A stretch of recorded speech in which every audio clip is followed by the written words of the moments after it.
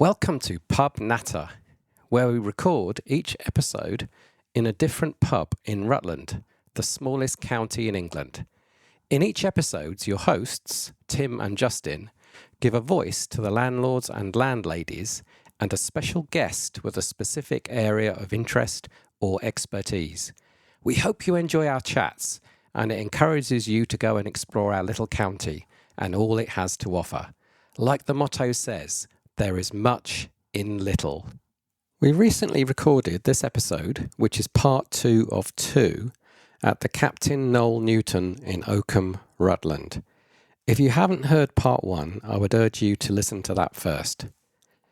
We chat with Cayley, the manager, and Jim Irvine, who discovered a 3rd century Roman villa under his father's field in Rutland, which turned out to be one of the most important Roman discoveries in the UK. We pick up the discussion where Jim has just realised that he has uncovered a mosaic of some description. When rain stops play, it's time for some pub natter.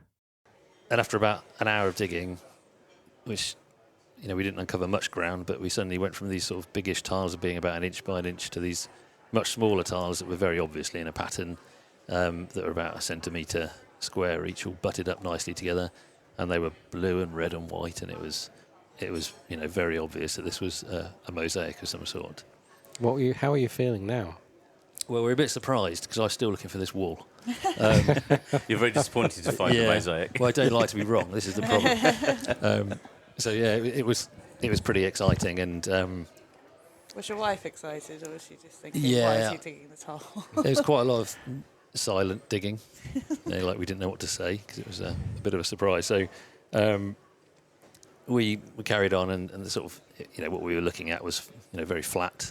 It was very stable. It wasn't falling apart or anything like this. So we carried on basically, and eventually we uncovered a bit of this thing which looked like a bit like the boot of Italy, which actually was a boot of a character.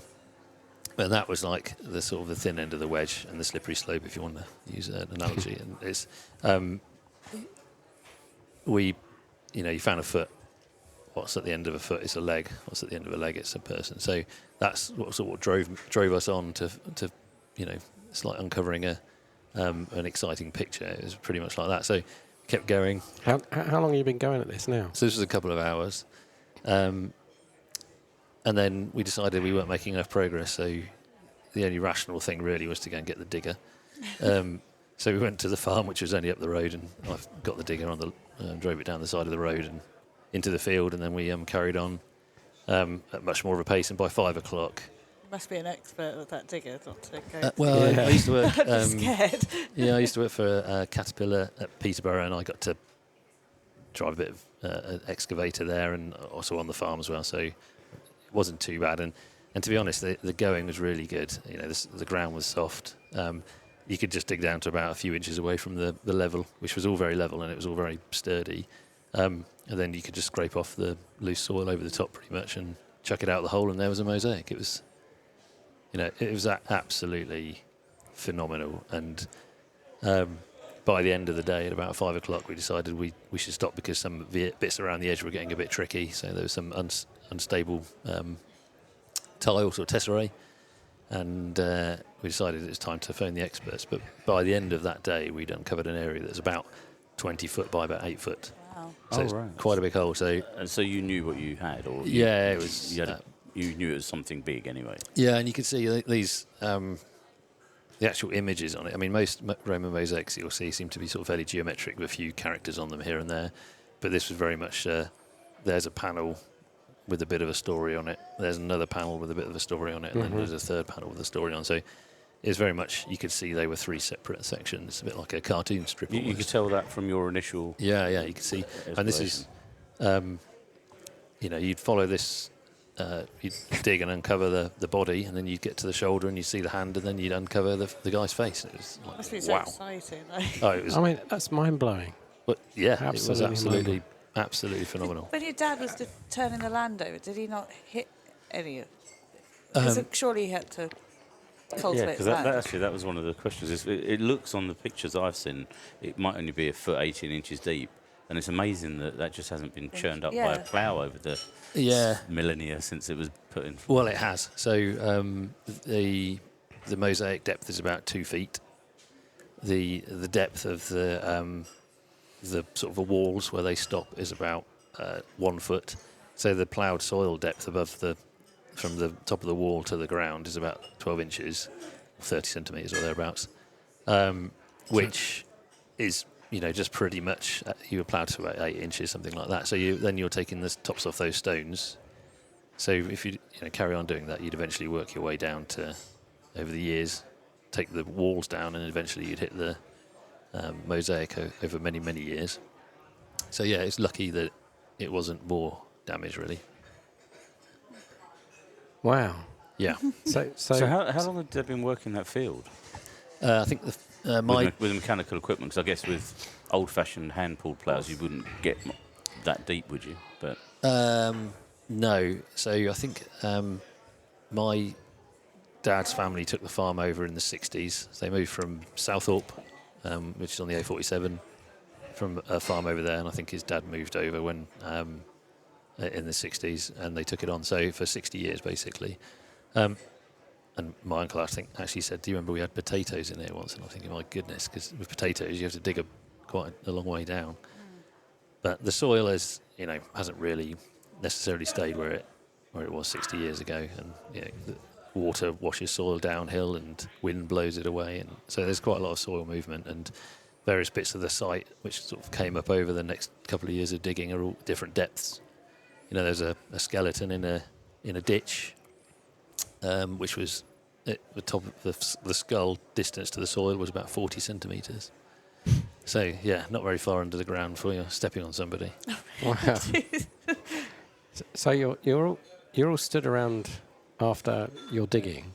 What are you thinking? What sort of discussions are you having now amongst yourselves? It was pretty much. So what we'd done was basically something which we thought was fairly logical. We uncovered it so we could see what it was.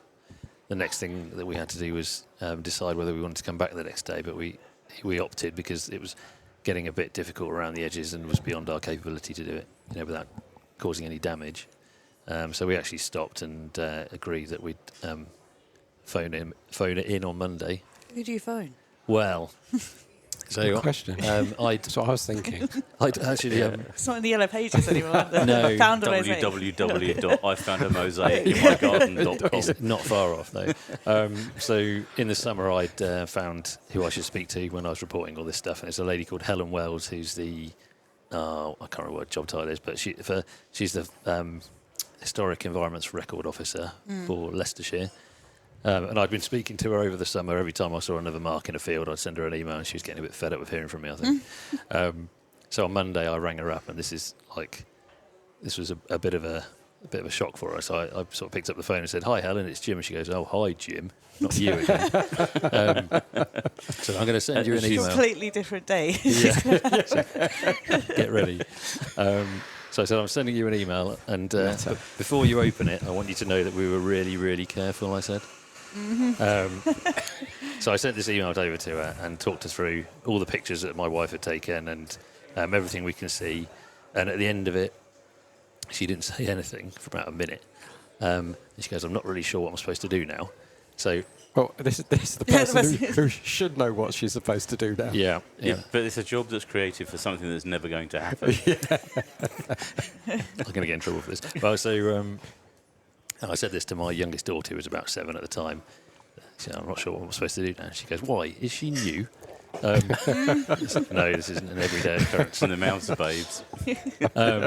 So yeah, from that, it basically on the Tuesday, a day after, I had a few the local. What did we get? A couple of guys from the University of Leicester Archaeological Services, the old county archaeologist who's called Peter Liddle. They're all really nice guys, these people, and they all turned up and peered into this hole and looked at each other and looked at me, and then said, "Have you got a tarpaulin? You should probably cover it up." Yeah. Please don't leave it to the elements anymore. I mean, they must have been absolutely over the moon because, for you've kind of found something, but for them, it's their whole life. They could see it was something pretty interesting from just standing there.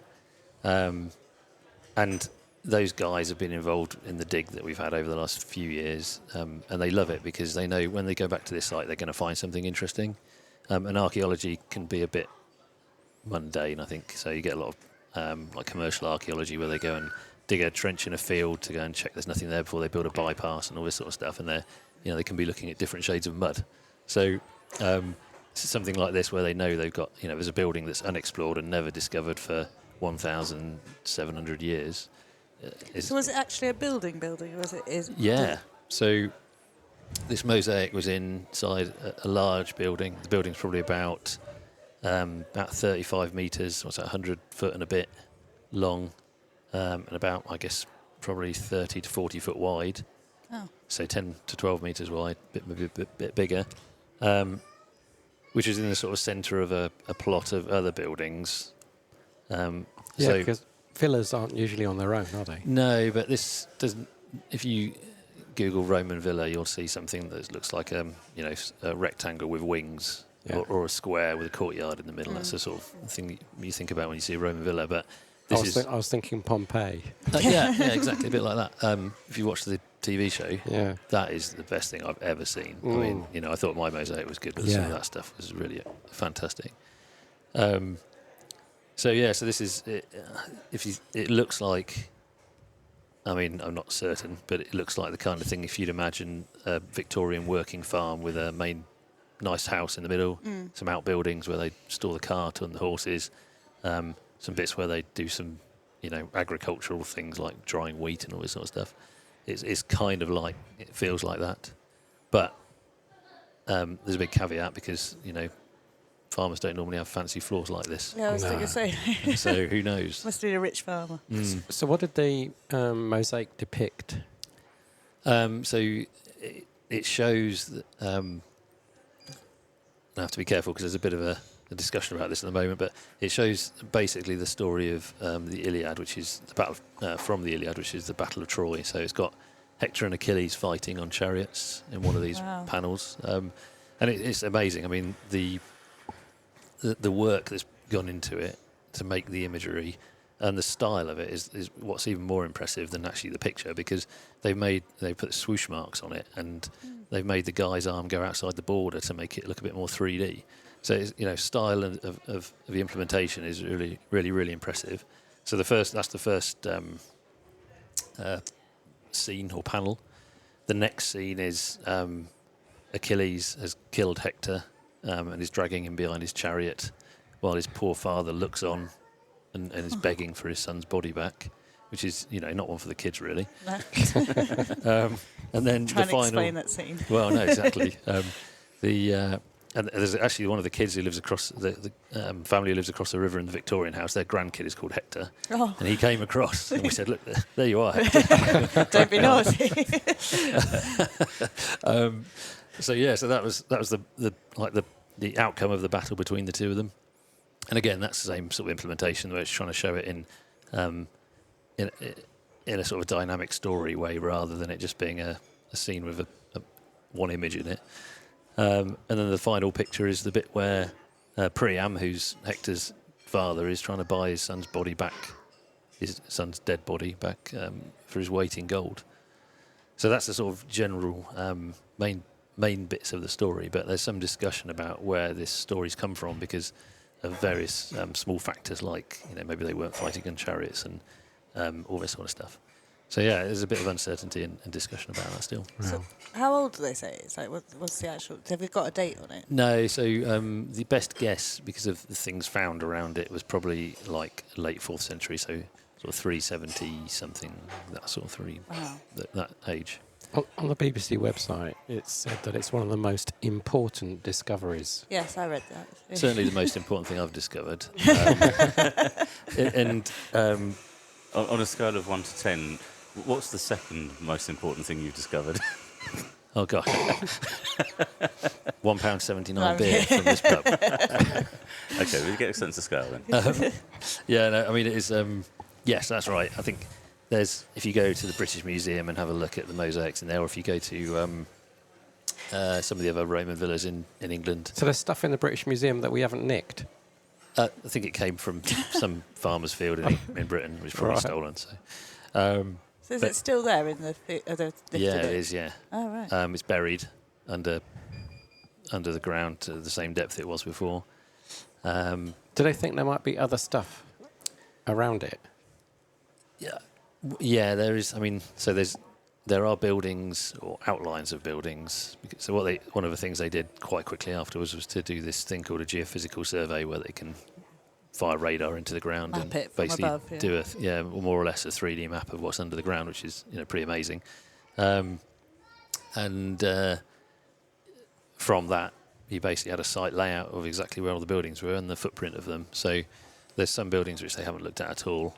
Whether they'll have impressive mosaics in them or not is up for debate, but probably not. So yeah, there's a lot to go at if they want to go the back. outhouses and stuff like that. Or is Yeah, it just maybe the main building and then Chariot Park, to that Chariot sort of Park. thing. And I read that the stuff Getting an that they image. uncovered on the second dig was the more sort of run-of-the-mill geometric patterns rather than scenes. Would that suggest that that's for staff sort of- only. yeah, Yeah, pretty much. So that you've got this main sort of room.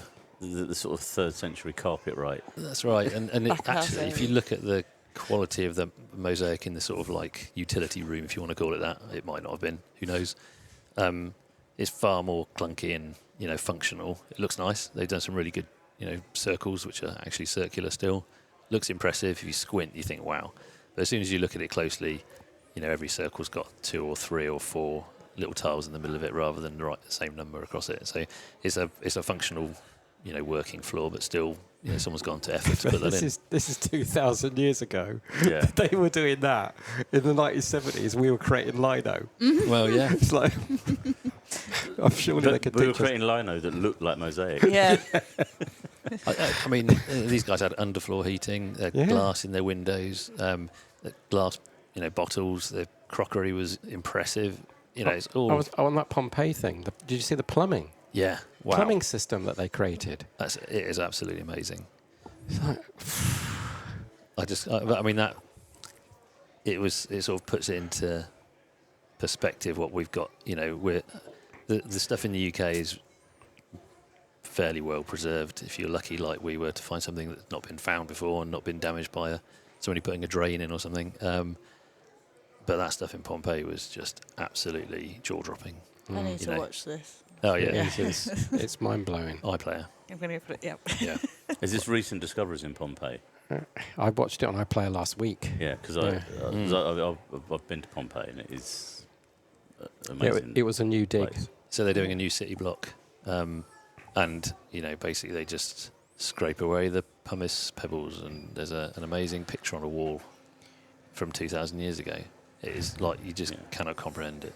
It's quite insane how you just stumbled Oh no, walking home and then well, I mean that's so there was so what they said actually was if I'd have just found a small bunch of tiles and reported it, they would have just told me to fill the hole in. So if we hadn't have covered it, they would have Yeah. recorded it as some tesserae found in a field as location. So if we hadn't have uncovered it, they you wouldn't hadn't have done the work. Yeah, So I was basically. going to ask you actually, did you get a hard time for having done as much as you'd done, and somebody come along and say, well, like the mechanic that looks at your car and kicks the tyres and sucks air through his teeth and says, you've had to go at this yourself, haven't you, mate? Yeah, I gave did myself a what hard with time. the and that's so I was I was pretty flattered actually. They asked me when they came back to dig and the next year if I wouldn't mind driving the digger. Oh, nice. So that was kind of got made me something feel right Bit of a there. compliment. one thing right. But yeah, it was sort of one of those things. So we dug a load of soil off, which had a load of artifacts in it, and dumped it in a big heap next to it. So that sort of stratigraphy, as they call it, the layers of that, and when it would have been deposited there was lost over the mosaic. But you have to sort of balance that with the fact that if we hadn't done that, we wouldn't be Never have found it. never have found it. So I do, I look back at the photos that I've taken or that were taken at the time, and I say, oh, there's a nail there. There's a bit of Roman tile there we didn't see, or there's a bottom of a pillar. We should have caught that. So I do feel a slight regret but it's sort of outweighed by the overall Wow. find. So yeah, it's been Does your son take full credit? daughter. I have two daughters. Oh, daughter, sorry. They don't like archaeology. The small one likes dinosaurs, and The one who handed you Well, the rock yeah. is taking full. That I was going to say. This time last year, we were interviewing Dean? Joe Joe Davis, Davis. Oh, okay. who discovered the Rutland Yeah, the Rutland dragon. Ichthyosaurus. An Yeah. Ichthyosaurus, yeah. Was it about the same time? Yeah, it was about the same time, and what was more irritating for me was the fact that it was on Digging for Britain at the same time, and they got more viewers than we did by about 200,000. I was gutted. I mean, let's be honest, it's just a big fish, right? Yeah. And You know. I was thinking about It's this a before mammal. I came Well, I tonight. don't know. Well, I don't know. I think it's, yeah. His find was very, very much older, but there were a lot of ichthyosaurs, and there was only one Roman villa. Exactly. And I mean, dinosaurs are interesting, and I try and explain this to my daughter, but it wasn't made by a person, was it? Yeah. Somebody had to create this mosaic. Yeah. And it's lasted. So, for so when long. did Professor Alice Roberts turn up then? So she turned up in the second year of digging, which was really cool. And I have to say, it was a great experience to, I'm not going to say work with her, be interviewed by her, but I did dig some holes alongside her, so I kind of technically worked with her. And it was really cool. She knows her stuff. Yeah. She knows about bones and human bones, and if you find a skeleton, she can go, oh, that's the middle finger, second bone sort of thing. And in terms of presenting capability and being on TV, she's got that down. She's been doing it for years. It's really interesting to watch, and that whole sort of circus, if you like, of the sound man and the videographer and the guy operating the drone and all this stuff. For me, my day job is, I'm not a farmer, by the way. It was really interesting for me to do something completely different to my day job. We're not going to tell our listeners what your day job is. It's another podcast. Because we want to bring you back for another podcast in the summer. Brilliant. I'm a stripper. Yeah.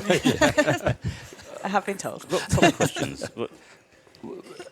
I think you've already answered it. Will it ever be available to be seen by the public, or will it just be logged, photographed, and then covered up to preserve it?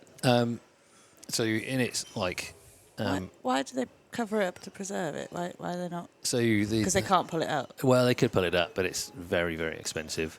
Although when I went to the British Museum, I did notice they had a hole on the wall that was big enough that would fit this thing on. So I tried to find a curator, but there's no one about. I've got something that you might be interested in. Yeah. So the best thing for them to do is to leave it where it is, and they've got some really good methods for preserving mosaics, which is. Sorry, I just suddenly saw the mighty Boosh with somebody opening the back of a van trying to sell a 17-year-old mosaic floor. That could happen. Well, so I mean, it's 1700-year-old. There's plenty of space in here. Yeah. well, there's plenty of space in my kitchen as well, but I was too slow. I should have had it up. It's a scheduled ancient monument, so it was basically scheduled, and the best thing for it to, or for the easiest and most cost-effective, and probably the best, arguably, thing for it was to be preserved in situ. So they cover it with a load of play sand, like the same stuff that you get for your sand pit that the cats poo in and all that sort of thing. They put a load of stones over the top to stop the rabbits from digging through down to it, and then just put the soil back over the top. So now it's a grass field, and so when your Alice dad came, can't use it anymore then? well, it might might be be possible angry. to farm it. But it's Just now, stay away from that area. Yeah, so it's in. You can't go in. You're not allowed to dig a hole in there without asking permission now. So it's in what's called an agri-environment scheme, and essentially they work out how much money he might have made if he'd have farmed it, and they pay him that. Oh, So he's happy about that. well, so who- no, not really, No. because farmers like to farm. You see, Yes, they do. Yeah, that's what they do. So who owns it? it's on the family farm still. So it's part of the farm under the ground. So legally, your family owns that find. I guess so. But it's not accessible because it's protected. A bit like if you had a Grade 1 listed house, you could buy the house, but you wouldn't be able to do anything with Change it. the windows or anything. Yeah. like Yeah. that, so. It's that sort of thing. If this was the detectorists now, we'd be wanting to know how much it's worth. It's priceless, of Priceless, course, yeah. Tim. There must be you must be able to put a figure on it. You know what, I don't know because I've never bought a mosaic before. I bet there's somebody out there that would. Well, I don't know. If you worked out as to how long it might have taken to make, you could probably do it on a cost basis, time and materials. Cost per hour. And then you've got the fact that there's only one of them, so that might put the price up a bit. I don't know. I mean, it's art, isn't it? At the end of the day, It is, and it's under a field in Rutland, yeah. which is a crying shame. I mean, the museum and Rutland County Council have got some money to try and do some sort of exhibition, which will be pretty cool, I think. But it's not the same as looking at the real thing. If you had the time, the money, and the inclination, could you re-expose it and construct something that would protect it, that would meet the requirements of the archaeologists and have it on display? Is that feasible, or Like a mini museum? Well, I've been to archaeological digs in various places in Europe, and you can walk around them. It's there, it's where it always was, and it's a big hole in the ground, but they've built bridges and walkways and tents and things. I remember St Albans, is it Verulamium in St Albans? They used to have a similar thing where you could walk around and look at the tiles in the ground. It's definitely possible. I keep playing the Euro Millions and not winning, so it's not happening yet. But it would. I mean, the issue really is if we have another COVID or people lose interest in old things, how's it going to maintain itself? A bit like this pub, you have to put money into keeping the building.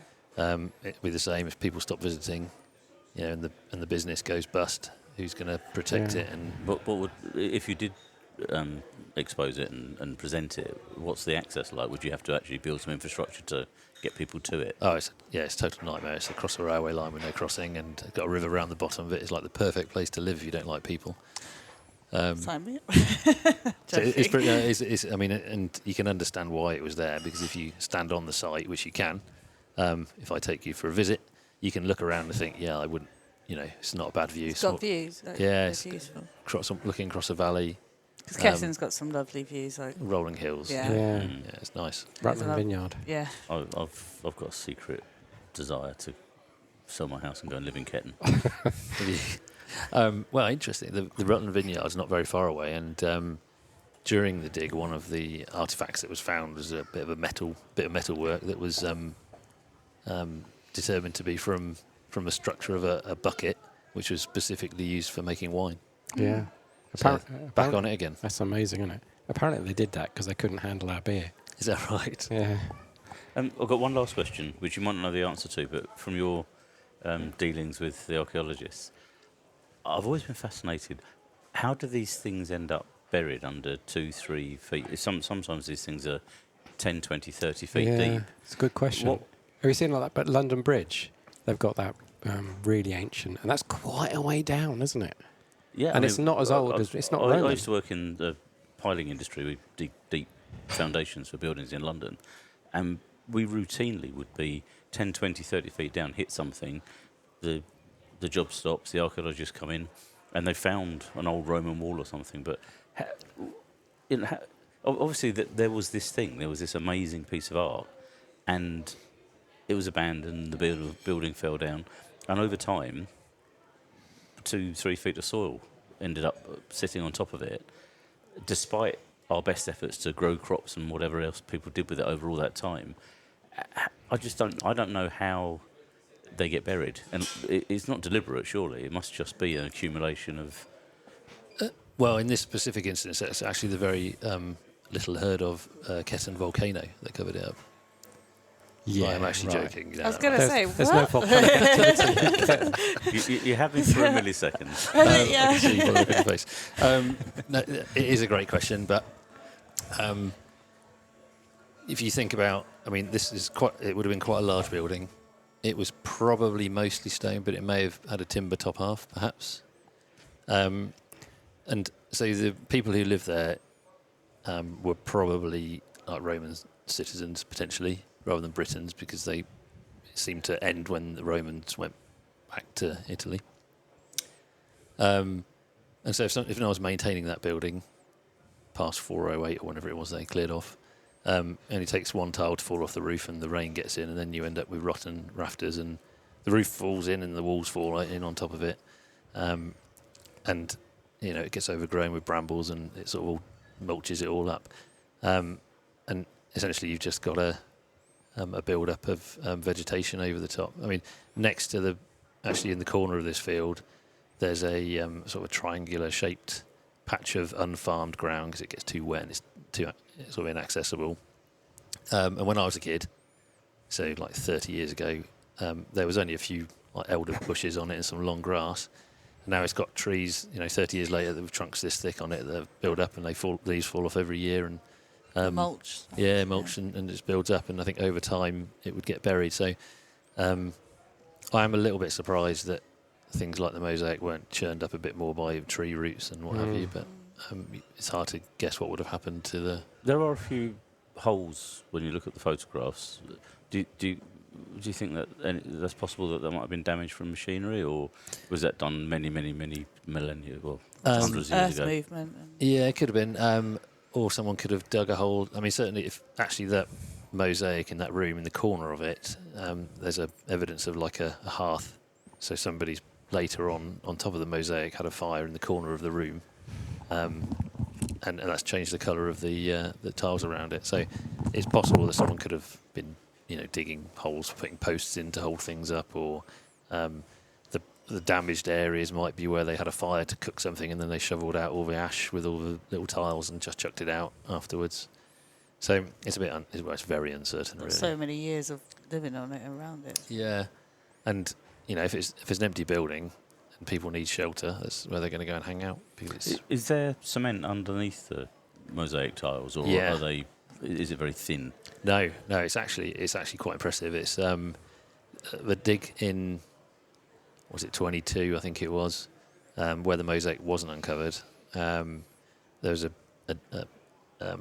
excavation done down the side of it, and you can actually see the wall of the outside of the building resting on the mosaic, and then you can see the thickness, which was like 6 inches of concrete, Roman concrete, onto the ground, a bit like you have a slab today under your extension. It was not dissimilar to that. So, and the wall building, quality of the stonework was as good as it is today. It was, remarkable, really. That's amazing. It was really impressive. And I think, we don't give enough credit to like our ancestors for knowing what they were doing. It seems like from what you're saying, knew what they were doing a lot longer than the plumbing and stuff like that. And I bet we've forgotten, lots that they knew, I suspect. So it's. Yeah. Well, you think about aqueducts and the canals and things that they built. They understood the mechanics of water and hydraulics. And it's a pretty high level. It's interesting to think of these things as logical problem solving. Evolutions from we've got to get water from there to there. How do we go about doing it? You'd probably come to the same conclusion and work things out in the same way. So it shouldn't be surprising that the Romans managed to do stuff which we think is amazing, because for them it was just normal business. Yeah. But the whole of Europe lost all of that for 500 years. The Renaissance was called that for a reason, and they rediscovered how to do things that had been done 1,000 years before. But something happened after the Roman Empire fell. There was just a gap, really, before people started to rediscover that. Stop talking to each other. Sorry? Stop talking to each other. We're focusing more on fighting each other. aren't we? Yeah. Well, and less organisation. I think it's probably Yeah. there's no communication between groups, No and sharing ideas. you're looking after yourself in a much smaller band of people. You don't necessarily need the infrastructure to support lots of people, so you can drop that kind of stuff. And it's probably quite cyclical, I suspect. So did this ignite your interest in this particular field? Obviously, you're A now specific field. no, not the field. How can I word that differently?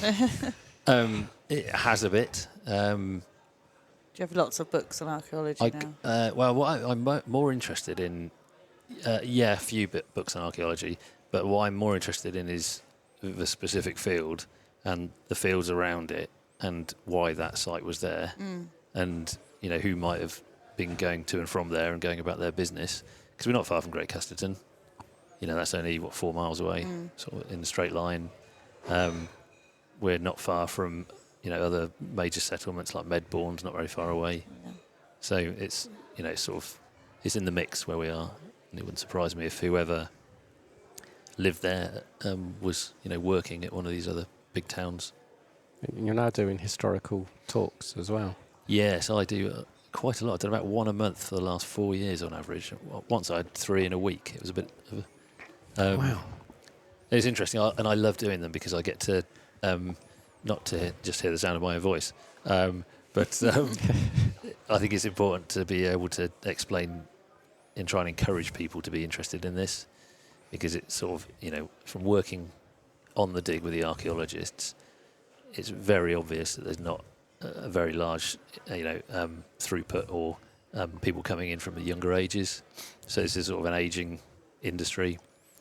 And unless they get more people coming in from university and getting an interest when they're younger, so there's loads of good initiatives like the Young Archaeologists Club, which every area has its own group, which is fantastic. But I try and encourage mostly grandparents when I do my talks to tell their grandkids to look into this and get interested. So I noticed that the Uni of Leicester, when they did certainly the second dig, I'm not sure if it was the first one, but they managed to involve a lot of their archaeology students in the process, so that lucky cohort didn't go through the motions of this is how you dig a hole and record the rubbish that you don't find because it's not a proper archaeological site. They actually got to genuinely find something meaningful, and that must have been a fantastic buzz for them. Yeah, I mean, that's, if it wasn't for the volunteers and the students, they never would have been able to make this dig work. So they had lots of local volunteers, which was fantastic. They all gave up their time,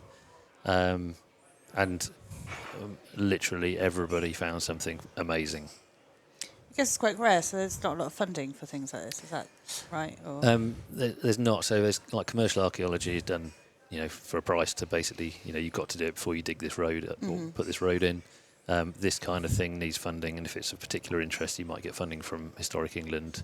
The University of Leicester Archaeological Services, they will fund it so that they can take their course members on it from the university, so they can train them in field archaeology, which is really important to know how to dig and record things. Yeah. So they have to basically scratch around to get money together to do these kind of things.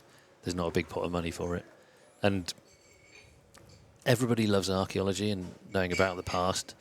The younger you are, the less you seem to care, but as you get older, the more interested you are in your history, is what I'm sort of observing. It gets worse, tell me, trust me. We did a family tree next. That was excellent. Yeah. There's not a big enough piece of paper for mine. So I think it's critically important that things like this find are used to encourage people to be interested in archaeology, because we mustn't forget where we've come from. Our history is really important so that we don't make the same mistakes, and we can also learn new things that we may have forgotten. So yeah, I'm really sort of passionate about any opportunity I get. If someone invites me to a group, I've got a talk planned in September or October this year. I get booked like a year in advance because every group does like one thing a month, and they basically fill every month up. And I'll just say yes to everything. I've got one in Melton, I think, coming up in March at the museum there. Do you want to give specifics, people that are listening? So they're selling tickets, and it's £4, which is like the most expensive I've ever been. I don't get any money for these, by the way. It's all for the good cause. It's at the Melton Carnegie Museum on the Thursday, the 20th of March, 2025. Doors open at 6:30, and the talk starts at 7. How do people get tickets? You can email meltonmuseum@less.gov.uk. And essentially, that's going to be you talking about your discovery. Yeah, basically, I'll talk about how I found it. I've got lots of really impressive pictures, and it makes it much easier to explain. Although, actually, I did do a talk once to a bunch of guys in Deeping, and there was a blind bloke in the audience, which made my everything very, very difficult. I was knackered at the end of that. But yeah, so this is just a local one that's coming up, and So do you travel all over the country with this, or is it just very local? I went as far as Loughborough once. So you left the county? I did. Not for too long though. Came back quickly. I did my short talk on that one, so I could get back more quickly. So I finished at 11. No, I think it really is good, and it's slowed down a bit this year because I've been around most of the history groups. And my first year's talk was about, was just about what happened in the first couple of years. Then I did a second talk which talked about the wider site, and now I've kind of stuck them together, and I get invited back. And I went to one in, I think it was West Deeping, and there's a room with like 80 people and like people standing at the back. And I was about to do my second talk, which was really boring and not very interesting if you hadn't seen the first one. And I'd been there the year before, and I said, "So who's seen my first talk?" And like 3 people put their hands up. Oh, come on. So my measure of success is basically if people stay awake, I'm happy, and they've seen something interesting. So future plans? For the field, mow it, keep the grass down, shoot the rabbits. That's about it. There's no, as far as I'm aware, there's no further plans for digging. But, with a bit of creativity, if they want to come back and have a look at it, they can do. If there's something they can learn from doing a dig in that field that they can't learn somewhere else, they'll be able to justify it and get permission and come and dig another hole. Cool. So have you got some photos you could give us so we can put on our website so Yes. people can look at stuff? Yeah, I will, definitely. That'd be great. Thank you. Do you know? I really enjoyed that. That was Yeah, very fun. very Interesting. interesting. Could talk for hours. I wish we had more than 2 listeners. Cayley, future plans? You another 6 years? Oh, Sleepy Oakham? I'm not entirely sure how many years left, but the plans are to buy a narrowboat and then retire. Oh, on a narrowboat, nice. so- What, over Market Harbour way? So we've looked at for a mooring by Yarwell, Wansford area, but we actually go to Market Harbour next Wednesday. But yeah, buy a narrowboat, travel all over the country. Great. I'm a Wow, little bit I more of must a say, Back to recluse. travelling again. I've had a couple of holidays on narrowboats, and it is absolutely. It's just the serene of It's the. great fun. If you Yeah. want to bring your blood pressure down and Yeah. live for a long time, go and... That's Live what. on- That's live the on. plan. Yeah, 4 miles an hour. The whole. Yeah, you can walk faster than narrowboats. but- I was walking up... Not at my age. I was walking up Oakham Canal today, and it's late 1700s. Centre of Oakham, you could go all the way from here anywhere around the country Yeah, because it's linked up to Melton, which It- went to the Grand Union Canal, and then it's crazy the amount of canals you can go down. Yeah. Like going up to North, or because partners from North Yorkshire, so we'll be going up to like Ripon that area and then down south. It'd be good. And then the Yeah. aqueducts and all of that. Where's the canal in Oakham? do you know Ashwell Road? The one way, that is always floods. it? Is that one? No, I don't. You know where the on the bypass where the bridge goes over the railway. Yeah. It's there, isn't it? Oh, okay. Yeah, and it goes all the way up to just behind It's Ashwell not still Prison. navigable though, is it? No, but they're doing it all up, and they've opened up a lot of it up. Yeah. It's quite a nice little walk up there. Lots of wildlife. It's worth a. It's one of Will's walks. I saw his book of walkers in Stamford today. Will it's in the window. shout out to Will Hetherington. Oh, I'm writing a book, by the way. Oh, Everything you just heard in this, I'm basically going to transpose and stick it in a book. That's great. So have you? When will that be available to people to? That's a great question. I'm trying to make it a bit more than a pamphlet, so I've got a bit more typing to do. I'm aiming to have something finished by the spring, basically, and then I need to work out how you turn that thing on the computer into something out of paper. Have you got a website? No, I don't. But Okay. do you I'll have have a publicist? Or you? no, I don't. No. No. But the plan. Amazon let you self-publish. Yeah. I'm going to look at all options, basically. Thank you very much, Cayley. Thank you very much, Jim, for your time. That was great. Thank you.